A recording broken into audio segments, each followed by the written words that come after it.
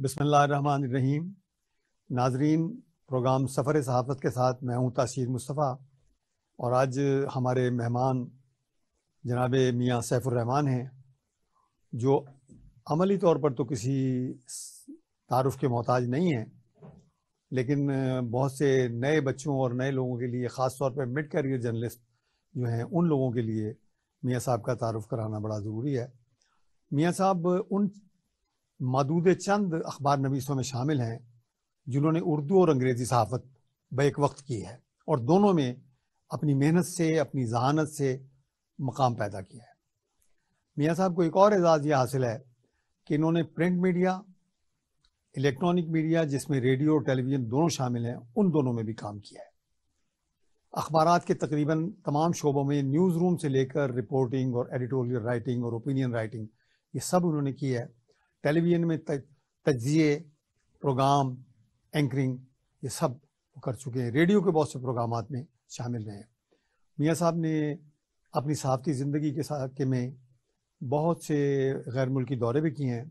एक इनका मुनफरिद एजाज़ ये भी है कि इन्होंने कौमी और बैनुल अक़वामी सियासत के साथ साथ सफ़ारती मैदान में एक सहाफ़ी के तौर पर बड़ी नुमायाँ खिदमात अंजाम दी हैं।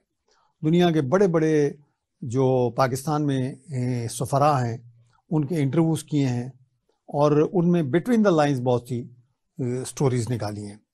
तो आज हमारे मेहमान जनाब मियाँ सैफुर्रहमान साहब हैं। मियाँ साहब, बहुत शुक्रिया, वेलकम टू द प्रोग्राम। बड़ी इनायत। मैं जी, तो मियाँ साहब प्रोग्राम का आगाज़ करते हैं और मेरे ख्याल है हम एक इब्तदाई एक आम से सवाल से आपसे पूछना चाहते हैं कि आपकी ज़िंदगी का आगाज़ कहाँ से हुआ और माशाल्लाह यहाँ तक आप किन किन मरहलों से गुजरते हुए पहुँचे। आपके तारुफ का एक हिस्सा रह गया, वो मैं इंशाल्लाह अगले मरहले में भी ज़रूर करा दूँगा। तो ये बताइए कि अपनी बचपन से लेकर यहाँ तक किन मरहलों से गुजरते हुए पहुँचे, फिर हम प्रोफेशनल सवालात कर लेंगे। सवाल आपने तारुफ तो बहुत बड़ा ही करा दिया। मैं तो बड़ा आजिज़ सा आदमी हूँ। इंसारी जो है वो मेरा ख्याल है जेवर है मेरा, और उसने मुझे बहुत हैप्पीनेस दी है कि अल्लाह ताला ने इतना बड़ा सरमाया दिया।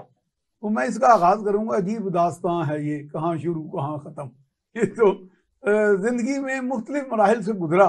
बचपन हमारा लाहौर के मोनी रोड के इलाके में गुजरा, लेकिन उसके बाद हम फौरी तौर पे, चूँकि प्रोग्राम में टाइम भी ज़रा इख्तिसार से जितनी मैं बात कर सकूँ वो तो बड़ी लंबी दास्तान हो जाएगी। उसके बाद हम गुसमनाबाद के करीब एक जना कॉलोनी थी, वो इलाका अभी थोड़ा सा अभी आउटस्कर्ट ही नवाही आबादी कहलाती थी लाहौर की। वहाँ वालिदैन शिफ्ट हो गए।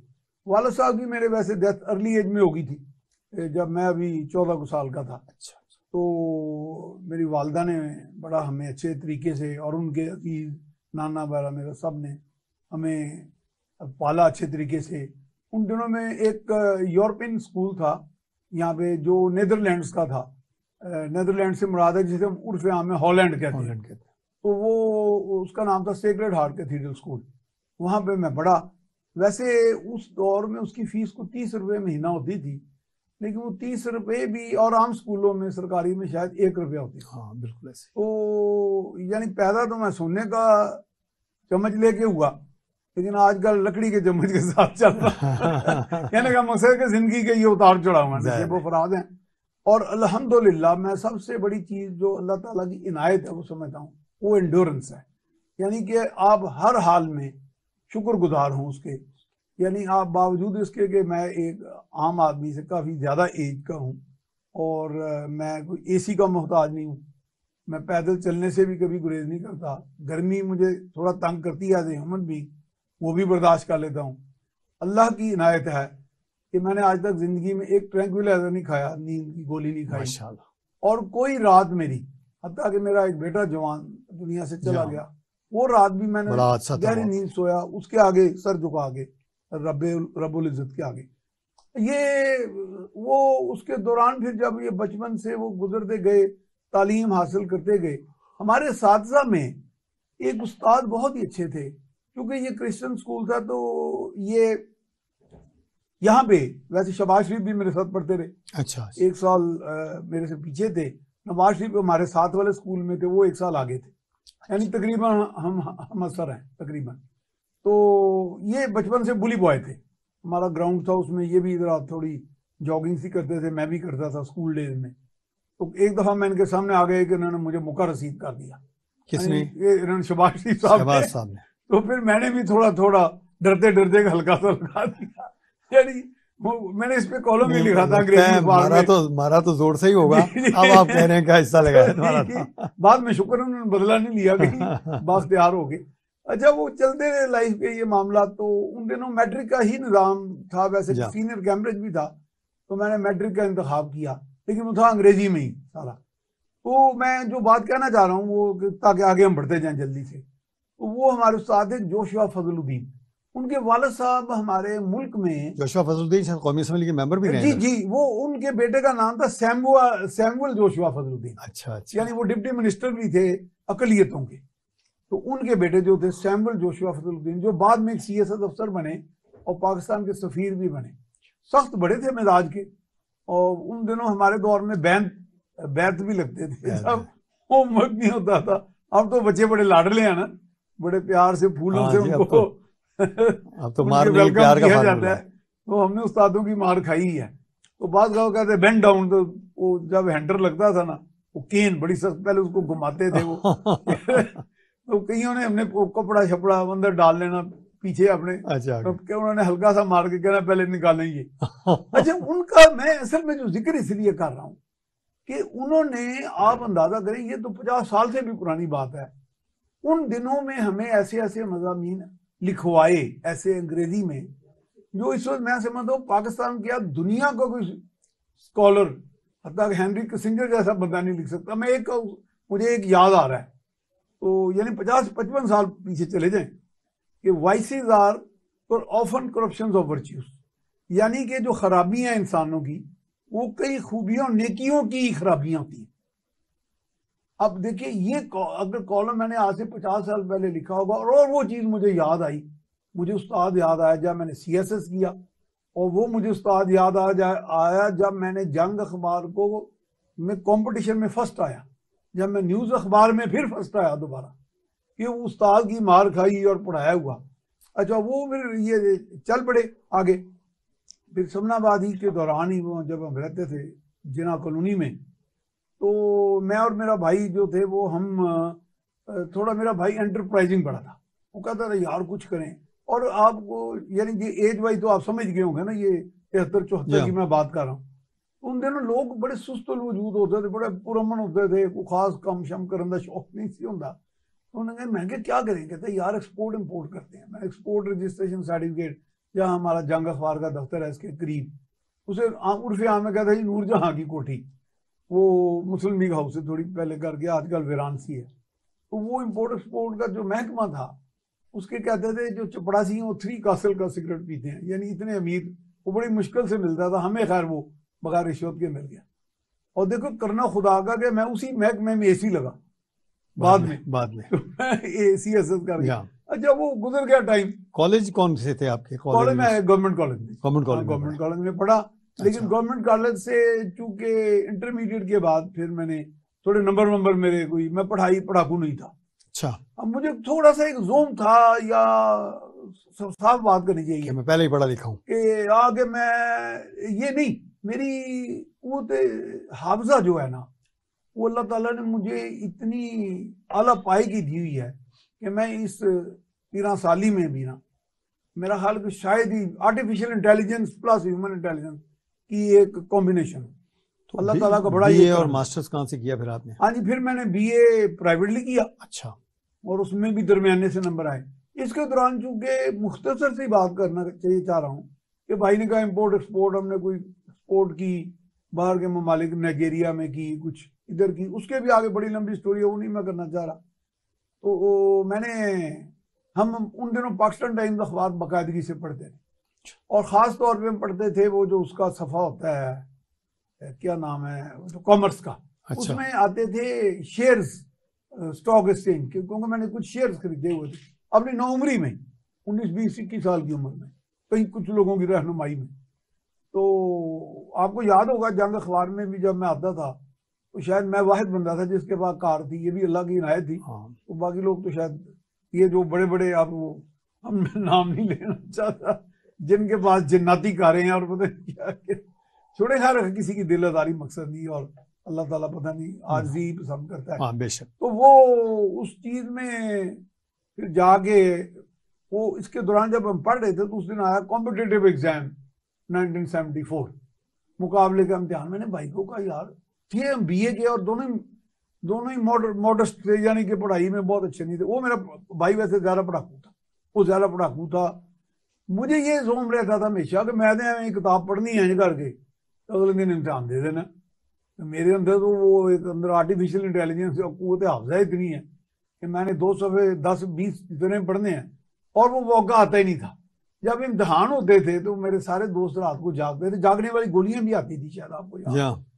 तो मैं कहता था यार ये रात को जागने का फायदा का, सुबह आपको नींद आ जाएगी, कुव्वत हाफ़िज़ा जवाब दे जाएगी। मैं 8 बजे सो जाता था। वो कहते तू उसके बावजूद पास हो जाना, गल की पास में हो जाता था, नंबर अच्छे नहीं लेता था।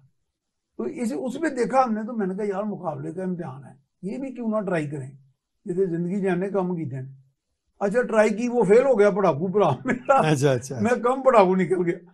अच्छा वो इम्तिहान से निकल गया तो मुझे कॉल आ गई और उन्होंने कहा कि जी अब आपने वो साइकोलॉजिकल टेस्ट के लिए आना है। साइकोलॉजिकल टेस्ट गए। बहरहाल तो साइकोलॉजिकल टेस्ट की एक मैं दिलचस्प बात जरूर बयान करूंगा कि एक माहिर नफ्सियात खातून थी, मेरे ख्याल में मुख्तसर करें ताकि हाँ हम आगे बढ़ें। उन्होंने कहा कि जी ये सारी बस सवाल। मैं कहा मैडम जाते हुए मैंने कहा मैडम आप समझती हैं कि किसी शख्सियत को, मेरी उसमें 23-24 साल उम्र थी, कि किसी शख्सियत को 15-20 मिनट में परखा जा सकता है? मैंने नहीं। मतलब ये क्या कि मुख्तसर मैं CSS ऑफिसर बन गया। किस ग्रुप में पहले हाँ जी, पहले मैं PCS हुआ था, एक्स्ट्रा असिस्टेंट कमिश्नर। अच्छा। लेकिन उसके साथ ही ओवरलैप कर गया CSS। तो मुझे महकमा उस वक्त नहीं मिलता था, लेकिन अकेडमी के बाद मुझे जो महकमा मिला, अकेडमी में मेरे नंबर ऊपर आ गए, तो मैं AC इंपोर्ट एंड एक्सपोर्ट लगा। अच्छा। तो वो किसान मुख्तसर उसमें 4 साल कॉमर्स सर्विस में आ गए, commerce and group trade group में 4 साल रहा। कुछ हुकूमत से भी इख्तलाफात हुए और उन इख्तलाफात के नतीजे में मैंने कुछ मुश्किलात भी देखी। उस वक्त ज़ियाउल हक साहब थे, उनको किसी ने पट्टी भी पढ़ाई और उन्होंने मुझे ये put me behind the bars. मैं अच्छा। जी मैं उसमें जेल भी दे हैं, देखा जेल है। में भी गया, अटक में भी गया। तो बतौर किसी ने कहा कि बतौर CSS ऑफिसर। बतौर CSS ऑफिसर। अच्छा, जब CSS officer behind the bar जाता है तो उसको वहाँ के अफसर वगैरह को रिगार्ड वगैरह करते हैं? CSS ऑफिसर बहुत ताकतवर होता है। हाँ ज़ाहिर बहुत ताकतवर। वो ताकतवर तो हर अलग ही जाता है, लेकिन मेरा मुआवजने की हद तक मुआशरती मुआवजना कि उस वक्त एक ग्रेड 17 का अफसर अगर किसी SP को फोन करता था तो हम कई लोगों को फोन पे छुड़वा देते थे, किसी मजिस्ट्रेट को करना, तो यानी आपस में कनेक्टिविटी ऐसी वो बहुत देर रही। अच्छा वो ये हुआ कि जब निकल गया तो बहरहाल वो तो फिर लंबी दास्तान, कभी बैठेंगे तो करेंगे। तो एक खुलासा महसूस होने शुरू हो गया। खुला ये हुआ कि यानी मुआशरे में जीने के लिए, हमारा मुआशरा एक अजब सा मुआशरा है ना, तो मुझसे महसूस हुआ कि वो आप बात सही कह रहे हैं, एक अफसर जो है वो जेल में जाता है या फिर जब वैसे ही उसको पटवारी से या SHO से काम पड़ता है तो वो समझता है मैं तो अफसर हूँ। तो मैं वो मेरे अंदर से वो अफसरी गई नहीं थी, बावजूद कि अल्लाह ताला ने मुझे इतना हम्बल डाउन करने की कोशिश की। तो मैंने कहा ना यार पटवारी से काम है, तो मैंने DC को फोन कर दिया, शाहिद रफी मेरे बैचमेट थे लाहौर के। अच्छा। उन्होंने तहसीलदार समेत बस्तों समेत मेरे घर भेज दिया। वो कुछ अर्सा था वो करिश्मा मेरा चला। तो बिलाखिर मैंने महसूस किया कि ये करिश्मा कब तक चलेगा, कि ये इज्जत तो अल्लाह ने चलो दी है कि बाद जिल्लत भी उसने इज्जत दे दी। तो वो चलता रहा। इसी दौरान मैंने जंग अखबार में एक इश्तहार पढ़ा, तो वहां में लिखा गया था कि जी हमें कोई ऐसे लोग चाहिए एक बहुत बड़े इशायती अदारे के लिए, जिसमें वो बॉक्स नंबर होता था। तो सफर का आगाज सहाफत का बाकायदा तब हुआ। उससे पहले मैं वैसे एक मेरे जानने वाले थे, वो कॉन्टैक्ट नाम का एक मैगजीन निकालते थे, वो मारूफ नहीं हुआ, अंग्रेजी था, उसमें मैं लिखता रहा था कॉलम। उसमें मेरे 50-100 के तकरीब कॉलम छपे थे। वो एक पुराने ज़माने में अमेरिकन सेंटर की जगह USIS होती, तो वहाँ पे भी वो पढ़ा जाता था और लिखा जाता। तो उन्होंने कहा कि हमें कुछ चाहिए जिनको अंग्रेजी में की ज़ुबान में बोलने में और लिखने में अबूर हो। तो मैंने कहा ये तो मुझे अल्लाह ने दिया हुआ है ये दोनों चीज़ें, तो ट्रेनिंग में भी होगी ना। मैं बहुत शायर था, लेकिन मेरी ट्रेनिंग ने मेरी सारी अंदर की शायना सी खत्म कर। वो बड़ी दिलचस्प वाक़या था, लेकिन वो इस वक्त मौका नहीं है। वो मैंने उन्होंने हमें बुला लिया जंग फोरम के हाल में, हम बैठे, तो वहाँ इमरान अनवर साहब थे, मौजूदा उस्मान अनवर साहब जो आईजी पंजाब के भाई, मुझे तो लगता है ट्विन ब्रदर हैं शायद, बिल्कुल ही एक जैसे और एक ही हम उम्र, बड़े शाइनिंग थे। शकील उर रहमान साहब के वो बड़े राइट हैंड मैन थे, बड़े आउटस्टैंडिंग। 30-40 बंदे इम्तिहान दे रहे हैं, खवातीन और मर्द, और मैं उनमें बैठा हूँ और खुद कलामी कर रहा हूँ। मैं कहा सैफुर रहमान किस कदर तुम बेवकूफ़ हो, सहाफ़ियों के साथ मुकाबला करने आ गए हो, वो तो तहरीर और इस चीज़ों के तो बादशाह होते हैं। तो ये खबर, और आप हैरान हो गए, मैं उस इम्तिहान में फर्स्ट आया। अच्छा माशाल्लाह। मैं जब फर्स्ट आया तो उन दिनों ये मोबाइल नहीं होते थे, ये सन 85 के आगाज़ है, तो मोबाइल नहीं होते थे। तो इसी तरह ना मेरा वो वॉच करते रहते थे इमरान अनवर साहब। तो उस दिन मेरी बर्थडे थी, तो मैं बच्चे अपना एक ही बेटा उस था बड़ा, मैं उसके साथ कहीं जाकर ना चाइनीज़ रेस्टोरेंट में खाना खा रहा था। उन्होंने चाइनीज़ रेस्टोरेंट में मुझे फ़ोन करके बुलवाया कि जी शकील उर रहमान साहब आपका इंतज़ार कर रहे हैं। मैं चला गया, तो मैंने कहा क्या बात है, कहता है वो तो आपके फर्स्ट आने पे बड़े मुतासर हैं कि यार ये बंदा कौन है। तो ज़ाहिर मैं तो साफ़ी तो था नहीं, कि ये साफ़ी है ही नहीं, और साफ़ियों को सबको पिछाड़ दिया था। बहरहाल वो जब वो मुकाबला, मैं इसलिए, मुझे कई लोग कहते हैं कि मैं सहाफत का CSS अफसर हूँ। तो वो फिर उन्होंने जब आमने सामने बैठ गए तो उन्होंने मुझे एक टोटका दिया, उन्होंने कहा कि अंग्रेजी में आपको अबूर तो है, अंग्रेजी से बहुत जल्दी हमारे बॉस मुतासर होते। हम आमने सामने इस तरह बैठ गए, उन्होंने मुझे 3-4 सवाल किए, उन्होंने कहा बस आज से आप हमारे।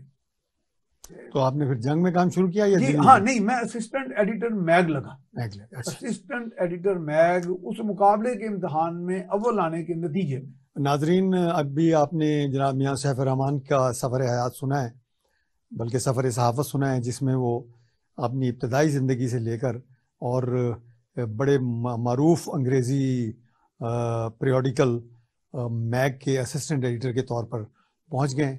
तो इस वक्त वक्फ़ा हुआ है और चंद मिनट का वक्फ़ा लेने के बाद हम दोबारा हाजिर होते हैं। आप कहीं जाइएगा नहीं। तो इन मियाँ साहब की गुफ्तगू बहुत दिलचस्प है। अगले मरहले में हम मियाँ साहब से बहुत से प्रोफेशनल सवालात करेंगे और मुख्तसर तौर पर इनसे ये भी पूछेंगे कि मैग के बाद वो कहाँ कहाँ रहे। तो थोड़ा सा इस वक्त वक्फ़ा लेते हैं और वक्फ़े के बाद दोबारा हाजिर होते हैं। शुक्रिया।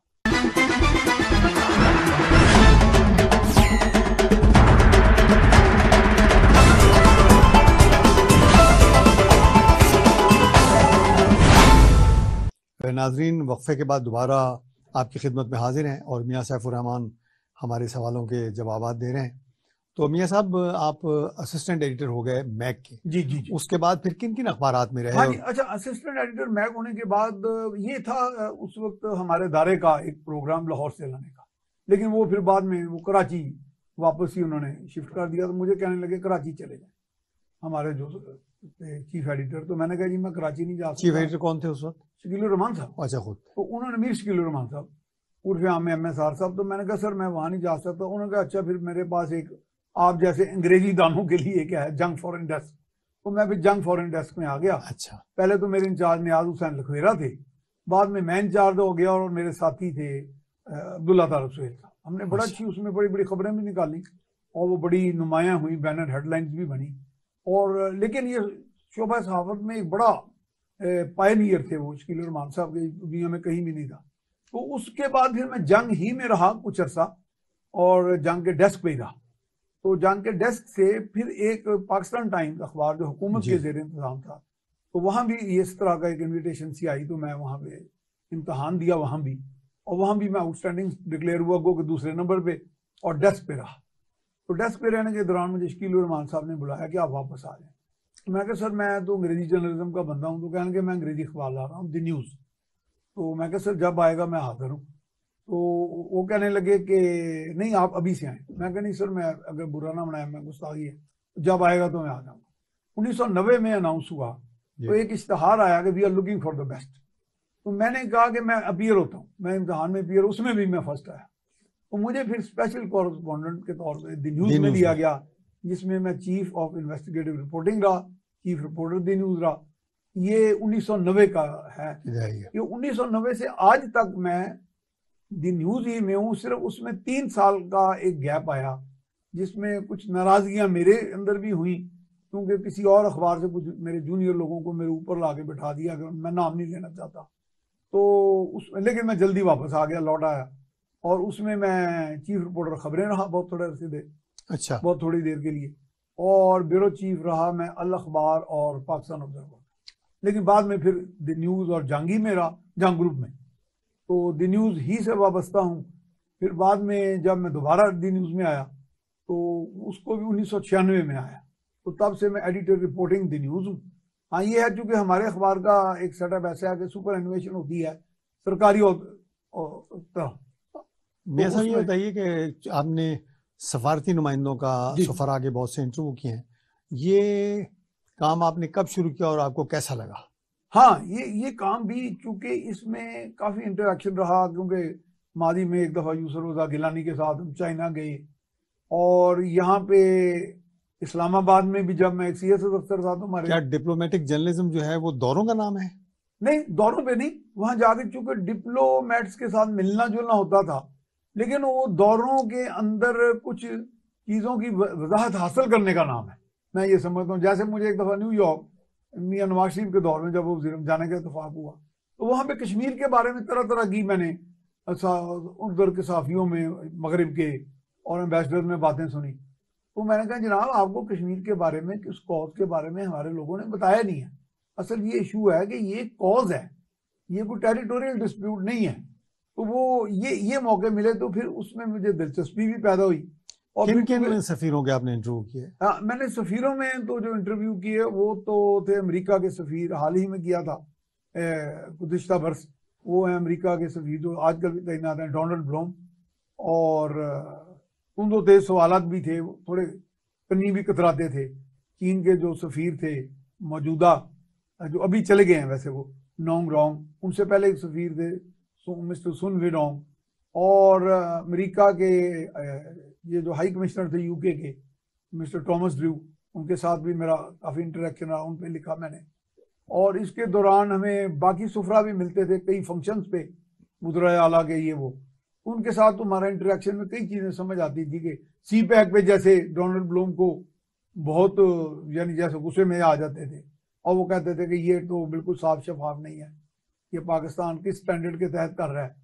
तो हमने तो पाकिस्तान की इतनी इमदाद की। पाकिस्तान में जो लोग सफारती सहाफत करते हैं जी, इनको कोई ट्रेनिंग, किसी खास डिग्री या किसी रिफ्रेशर कोर्स की ज़रूरत होती है और ये करते हैं या नहीं? मेरा ख्याल है कि होनी चाहिए, लेकिन ये है कि ये गालिबन हमारे यहाँ चूंकि इस काम को थोड़ा खुला सा छोड़ दिया गया। तो जैसे एक चीफ रिपोर्टर आके बीटें बनाता है तो कहता है चलो भाई तुम डिप्लोमेटिक कॉरेस्पॉन्डेंट। लेकिन जैसे मेरे साथ एक जंग के रिपोर्टर थे, तो वो चूंकि बाहर से आए हुए थे और उनका वहाँ इंटरेक्शन बड़ा था, उन्होंने कहा तुम डिप्लोमेटिक कॉरेस्पॉन्डेंट हो। तो मुझे ज़्यादातर शायद इंतखाब इसलिए भी किया गया, मैं तो चूंकि डिप्लोमेटिक कॉरेस्पॉन्डेंट तो नहीं था, मैं तो चूंकि एडिटर रिपोर्टिंग हूँ आजकल द न्यूज़ का, हेड ऑफ रिपोर्टिंग डिपार्टमेंट हूँ, पहले चीफ रिपोर्टर था, पहले इन्वेस्टिगेटिव रिपोर्टिंग। और उसमें चूंकि आना जाना भी हुआ और लोगों से बातचीत फिर शाये भी करते थे चीज़ें, तो वो फिर उस लिहाज से एक एक्सपीरियंस हो गया। लेकिन मेरा ख्याल है कि इसमें तरबियत होनी चाहिए कि किस तरह आपने डिप्लोमेट्स को हैंडल करना है। बेन साहब, आपने इन्वेस्टिगेटिव जर्नलिज्म की बात की है जी, तो इन्वेस्टिगेटिव जर्नलिज्म तो शुरू से ही हो रहा है जी। उर्दू अखबारात में कम था, अंग्रेजी अखबारात में ज़्यादा रहा, पाकिस्तानी दुनिया के अखबारात में तो ये बड़े पैमाने पे होता है। जी, लेकिन इसको शोहरत मिली वो जब शायद पनामा लीक्स जी हुई और वो कंसोर्शियम फॉर इन्वेस्टिगेटिव जर्नलिज्म का नाम आया। तो ये बताइए कि पाकिस्तान में जो इन्वेस्टिगेटिव जर्नलिज्म हो रहा है, मुझे तो ज़्यादा तौर पे लगता है कि वो असल में ही सेड जर्नलिज्म ही है कि वो 2-3 अफराद से राय ले लेते हैं और उसको कहते हैं कि इन्वेस्टिगेट। क्या इसको आप इन्वेस्टिगेटिव जर्नलिज्म मानते हैं? मैं मरहूम दोस्त का कोट इसमें बस ऐड कर दूंगा, रहमत अली राजी साहब, मेरे और आपके कॉमन दोस्त, उनके एक भतीजे हमारे अखबार में बहुत नामवर हो गई लीक्स लूज के हवाले से। आप उनका नाम जानते हैं, मैं नहीं लेता, बहरहाल जेरे ताब भी उनका नाम लेने में तो एक दिन मुझे कहने लगे अहमद दुरानी, चले तो एक दिन मुझे कहने लगे यार सैफ, मैंने उसे गालियां दी हैं कि मेरा भतीजा है तू, यार मेरा इज्जत रहने दे थोड़ी जी, तुम फुल स्टॉप कॉमा तो अपने से लगा लिया करो। तो ये तो बात तकरीबन आप ही की बात की तौसीक होती है कि इन्वेस्टिगेटिव जर्नलिज्म देखिए बड़ी वाकई मेहनत का काम है। मुझे याद पड़ता है कि मैंने एक बहुत बड़ा बैंक, मगरबी बैंक है स्टैंडर्ड चार्टर्ड, उसके कंज्यूमर असेट्स डिपार्टमेंट में एक बहुत बड़ा फ्रॉड हुआ अरबों रुपए का। मैंने उस पर बड़ी जान फशानी से, बड़ी मेहनत से स्टोरी की। स्टोरी में पूरे सारे हकायक जानने के बाद, कागजात लेने के बाद, मैंने उनका वर्शन भी लिया। उनके एक हिंदू रीजनल चीफ थे दुबई में बैठते, उन्होंने अपने वकील से वो वर्शन जवाब अपना दे दिया। इस तरह मैंने अमेरिकन के अगेंस्ट भी दी स्टोरी, तो वो दोनों स्टोरियां नहीं छपी बावजूद।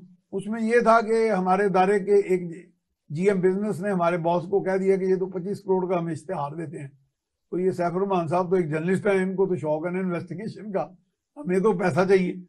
तो मैंने वो एक बहुत बड़े जाबिर सुल्तान के सामने कलमा हक कहने वाले अखबार को भेज दी, और वो जो कलमा हक कहने वाले वो जो गुरु थे हमारे बुजुर्ग, वो जिंदा थे, हयात थे, अल्लाह उनकी मगफिरत करे, बहुत बहुत बड़ी शख्सियत बड़ी शख्सियत।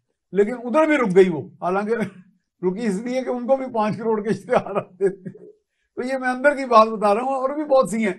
जैसे कि मैंने आपको कहा कि अमेरिका के खिलाफ मुझे एक खबर मिली, यानी कि हमने अपने दौर में सही इन्वेस्टिगेटिव जर्नलिज्म किया है। कुछ चीजें शाये हुई, कुछ नहीं हुई। अब चूंकि शोहरत बड़ी जल्दी फैलती है ना, तो उसको फैला दिया जाता है। फैलाने का जरा सिलसिला ज्यादा वो तवील वो मुअस्सर हो गया है। मेरे साहब ये बताइए कि दुनिया में बड़े जर्नलिस्टों ने काम किया, पनामा लीक्स पे, पेंडोरा लीक्स पे, और इस तरह की जो खबरें थी। इंडिया में तहलका.com के नाम से बड़ा इन्वेस्टिगेटिव जर्नलिज्म हुआ। पाकिस्तानी जर्नलिस्टों की तरफ से कोई ऐसा काम नजर नहीं आया। इवन जो हमारा ये पनामा लीक्स थी, इसमें पहले वो कराची के एक जर्नलिस्ट जो कराची प्रेस क्लब के सेक्रेटरी भी रहे थे, उनका नाम आया, और उसके बाद उमर चीमा ने वो कुछ काम किया। तो उसकी क्या वजह, इनकी रसाई नहीं थी या दिलचस्पी नहीं थी हमारे अखबार में? नहीं, मेरा ज़ाती ख्याल है कि मुझे यहाँ बड़ी मायूसी हुई। मुझे अब 40 साल के करीब हो गए जर्नलिज्म में। मैं जर्नलिज्म में आगे मायूस हुआ। उसका इस तरह मैं जवाब दे रहा हूँ कि मुझे बहुत से CSS अफसर जो बाद में चीफ सेक्रेटरी हो गए, मेरे कुलीग, कोई IG हो गया, कोई कुछ, उन्होंने कहा साहब तुम्हारा यहाँ कैसा एक्सपीरियंस रहा? मैं क्या मायूस हुआ हूँ मैं। उन्होंने कहा जी वो क्यों? मैं कहा यहाँ शैलोनेस बहुत है, गहराई में नहीं जाया जाता, तज्जिया नहीं किया जाता, चीज़ों का सोचा नहीं जाता, और सबकत ले जाने की कोशिश में, रैट रेस के अंदर हमें चीज़ छापने की उस कशिश में बस वो उसी में लगे रहते हैं, और हम चीज़ों का, हमारा फिर सोच एनालिटिकल नहीं थी। मेरे साहब ये बताइए, आपने जिक्र किया चूंकि आप खुद भी सिविल सर्विसेज में रहे हैं, ये बताइए जो हमारे सिविल सर्वेंट्स हैं, सिविल सर्विसेज के लोग हैं, खासतौर पे जो फॉरेन सर्विस में और DMG में लोग हैं, ये सहाफ़ियों से डरते हैं, उनसे मुतासिर हैं, या उनसे खौफजदा हैं? क्या मसला है इनका? हाँ, खौफजदा भी हैं, खौफजदा भी हैं। कुछ वैसे मुतासिर नहीं है, कुछ नहीं। मैं तो जो जब वो मुझे मिलते हैं ना, वो तो इतने इतने बड़े नाम लेते हैं, कहते हैं यार वो चीज़ क्या है। मुझे शर्मिंदगी हो जाती है कि एक मेरे किसी उस्ताद के बारे में को कहता है यार वो क्या बातें करते हैं। मैंने उन्हें कहा यार उन्होंने एक मलका हासिल कर लिया गुफ्तगू का, ये वलीमे वाली गुफ्तगू पंजाबी में कहते हैं ना, कि वलीमे से बात ऐसे कह देनी। ये बताइए, ये बड़ी अपने एक नुक्ता मेरे जहन में आया। ये आमतौर पे जर्नलिस्ट बहुत बातें करते हैं, खासतौर पे किसी प्रोग्राम में बहुत बात जर्नलिस्ट ऐसे होते हैं जो बिल्कुल खामोश रहते हैं। मैंने एक मिसाल मेरे सामने आ रही है, पता नहीं देनी चाहिए कि नहीं, अल्लाह ताला मग़फ़िरत फरमाए अब्दुल कादिर हसन साहब की। मैंने देखा वो अपने दौर के बहुत बड़े रिपोर्टर थे, बहुत बड़े एनालिस्ट थे, बहुत बड़े सहाफ़ी थे। मैंने उनके साथ सफर भी काफी किया, और वो ऐसे आदमी थे कि जिनको लोग देखना चाहते थे, लेकिन पूरी मजलिस में मुकम्मल खामोश रहते थे, हालांकि सबसे ज्यादा मालूमात उनके पास बहुत खामोश रहते। इसी तरह हुसैन नकी साहब को मैंने देखा है कि वो बहुत कम बोलते थे। तो ये बहुत, तो ये बताइए कि जर्नलिस्ट का काम बोलना है, लिखना है? नहीं, जर्नलिस्ट का काम है लिखना बुनियादी। देखिए, जर्नलिस्ट आर्टिकुलेशन होती ही तहरीर में। आप गुफ्तगू में कितनी चीज को संभोलेंगे। अब जैसे आपने मुझे जितने सवाल किए हैं, ये एक एक सवाल का अगर आप मेरे से 10 नशिस्तें करें ना, तो फिर जवाब आएंगे, जवाब भी मुदल्लल होंगे, वैसे इंशाल्लाह ताला आमियाना नहीं होंगे कोई, अल्लाह के फजल से। अगर किसी ने कोई लिव किया लाइफ, हमें यकीन है हमारे सवाल आमियाना हो सकते हैं, आपके जवाब मुदल्लल ही होंगे। नहीं, अगर किसी ने, अच्छा वो डरने वाली बात क्यों है? मतलब एक दफा हम हेलीकॉप्टर में बैठे थे, ये भी 30-35 साल पुरानी बात है, मेरे साथ अल्लाह ताला उनकी बख्शिश अनवर कदवाई साहब थे, उन्होंने, परवेज बशीर भी थे मेरे साथ, उन्होंने नवाज शरीफ प्राइम मिनिस्टर से कोई बात की।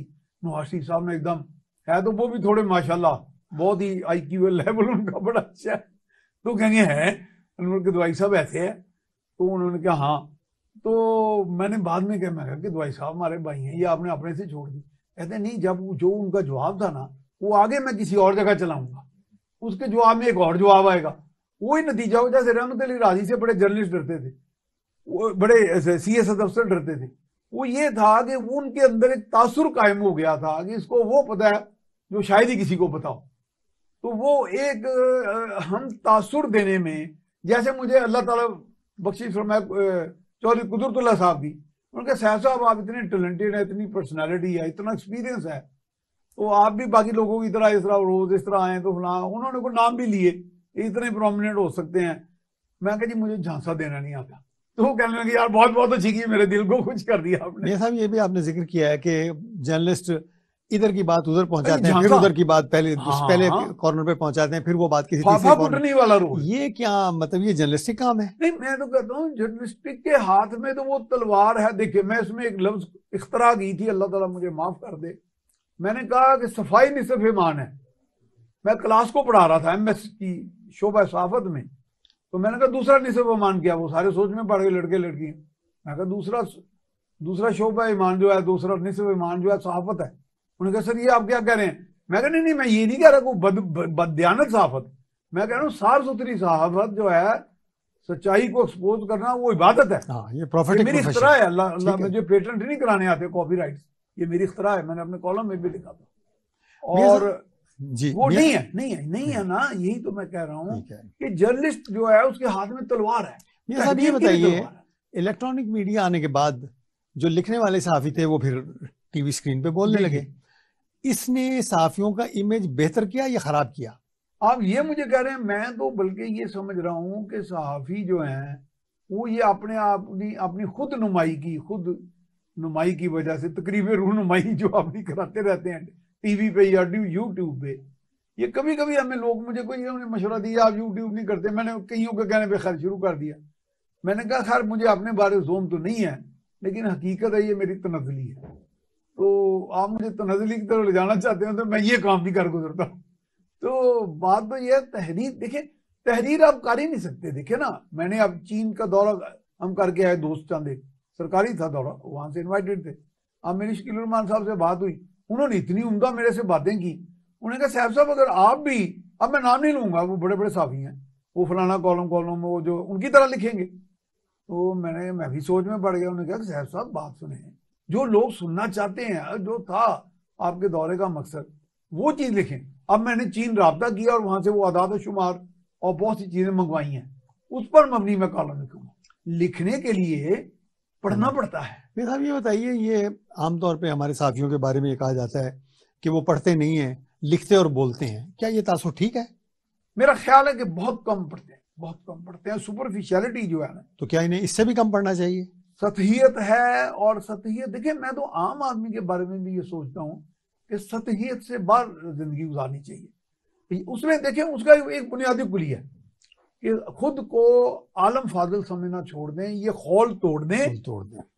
उसमें इतना लुत्फ है। अगर मैं आपसे कोई चीज सीख के जाऊंगा ना, मैं एक 5वीं जमात के बच्चे से कुछ सीख के जाऊंगा, मुझे 2 दिन उसका लुत्फ आता रहेगा, यार ये बात का मुझे इल्म ही नहीं था। साहब एक पहलू रह गया था जिंदगी का आपकी, वो ये कि आपने तदरीसी सहाफत में भी आपका रोल है, आप मुख्तलिफ यूनिवर्सिटीज में मैस कम्युनिकेशन पढ़ाते हैं, ये तजर्बा कैसा रहा? ये आखिरी सवाल है। और एक बड़ा दिलचस्प वाकया बता देता हूँ। एक यूनिवर्सिटी में मुझे कहा गया कि जी हमारा आप अंग्रेजी में पढ़ाते हैं, तो लेकिन मैं उर्दू में समझा देता था, आप पर्चा हमारा उर्दू में बना दें। मैंने पर्चा उर्दू में सेट कर दिया। तो मैंने कहा कि मुल्तान रोड पर एक फायरवर्क्स की फैक्ट्री में आग लगी, इसकी रिपोर्ट बनाए। मैंने उन्हें बताया इन्वर्टेड पिरामिड इंट्रो कैसे होता है। तो एक बच्ची ने रिपोर्ट बनाई कि मुल्तान रोड पर आतिश ज़दगी की फैक्ट्री में आग लग गई। अच्छा, अब चूंकि मैं बच्चों की तस्लील मैं कभी किसी इंसान की करता ही नहीं, लेकिन मैं जब स्टेज पे आया तो मैंने कहा बच्चों देखो, मुझे अफसोस हुआ कि आपने पढ़ने का, तजस्सुस का, कोई वो क्यूरोसिटी तो साफी की, आपने कल के साफी बनना है। तो मुझे ये शर्म आई कि आपने कल को मेरी जगह लेनी है। तो मुझे ऐसे लगा जैसे मैं तनज़ली में हो सकता है कि वो बच्ची जो है वो अब किसी अखबार, किसी टेलीविजन पता नहीं, मैंने नाम ही ना लिया उस बच्ची का, मैंने नहीं लिया हो, तो वो अपने अंदर सोच रही होगी शायद। मैंने कहा ये भी नहीं, आपने ये भी तहकीक नहीं थी कि आपने उर्दू में भी ये म्यार अपना रख लिया। नाजरीन, आपने मियां सैफुर रहमान की दिलचस्प और मुदल्लिल गुफ्तगू सुनी। उन्होंने अपनी ज़िंदगी का सफ़र भी हमारे सामने रखा और सहाफ़त के मुख्तलिफ़ पहलुओं पर बहुत तफसील से रोशनी डाली।